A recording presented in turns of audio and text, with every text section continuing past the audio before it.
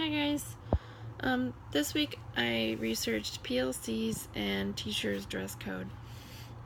I hadn't ever heard of, I didn't know what PLCs were, but this stands for Professional Learning Community, and it is a group of professional teachers that meet regularly to collaborate and learn from each other, and they discuss anything from, their lesson plans or, their struggles or, their goals.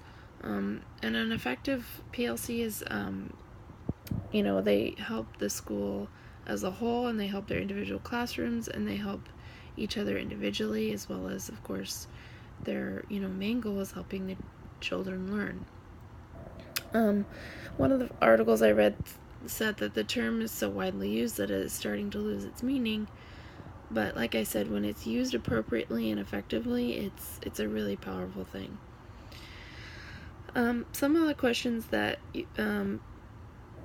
professionals would want to ask each other or ask themselves in a professional learning community is, what do we want each student to learn?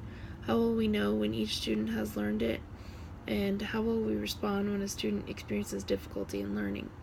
There are so many questions, and I know, Tim, you brought up how teachers seem to have trouble learning from each other within their own school, as if it's a competition, but outside of a school it doesn't seem to be a problem. So if we can get rid of this idea that we need to be isolated, and really take advantage of this culture of collaboration, it can be extremely beneficial.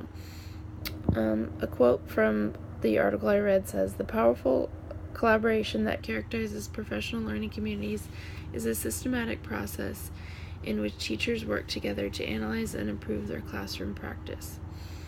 And another quote says, "Collaborative conversations call on team members to make public what has traditionally been private: goals, strategies, materials, pacing, questions, concerns, and results." I think that last quote really sums it up really well.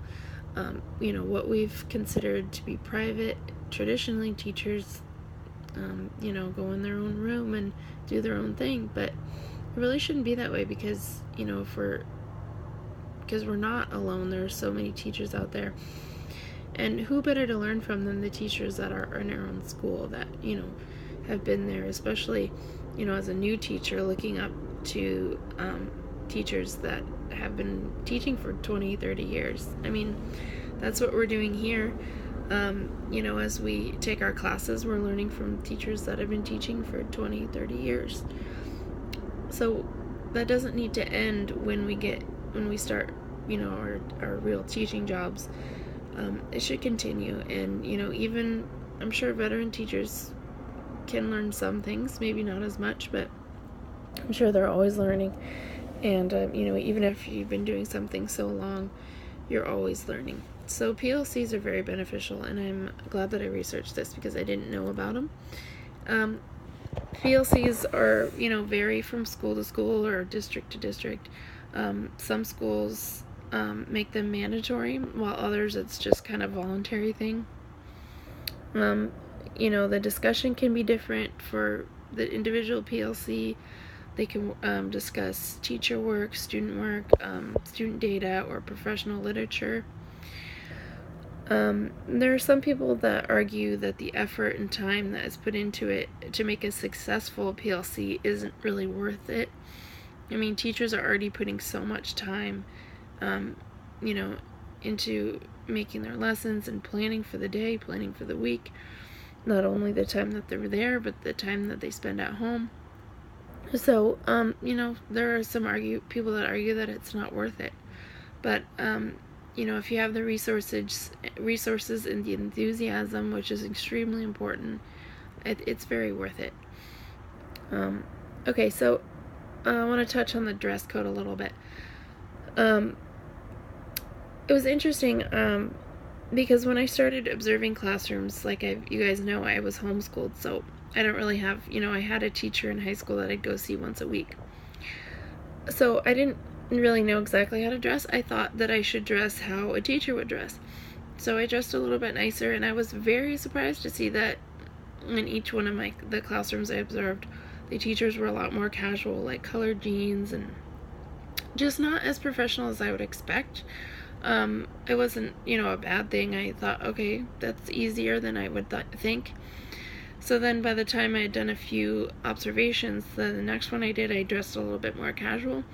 And of course, that was the teacher that I thought, okay, this is how, she was the one who dressed more professionally, and I thought this is how I expected teachers to be dressing. So that just is an example of how it was really going to vary from teacher to teacher. And, some schools are going to have some clear policies, while others might not have anything at all, so you really have to use your own discretion. But some points that I read about were, you want to look at from the student's perspective. How do you look when they're looking at you? And you have to consider, are you going to be sitting on the floor reading to kids? Are you going to be bending over? You're going to be on your feet, so you need to be comfortable. But you also want to set a good example.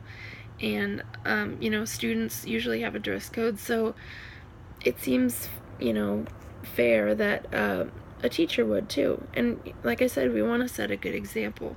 So I think it is important that we, we dress how we would, we want our students to look up to us, especially if you're teaching those upper grade levels and you're young, or, you want to set apart from your students. That's a point that I hadn't thought about. Of course, if you're teaching kindergarten, hopefully nobody gets you confused as one of the students. But yeah, there are some great points out there. Dress a lot of different perspectives. Some people just want to be really comfortable, but and one point that I read was that if you dress too casually, students and parents can look at you and think, oh, maybe her job's not that important. Of course, the way we dress really says a lot about us, even more than I'd like to admit. But it's an actually interesting topic, one that I wouldn't initially think is that important, but the more you read about it, the more you realize there's actually a little bit of debate. So, very interesting.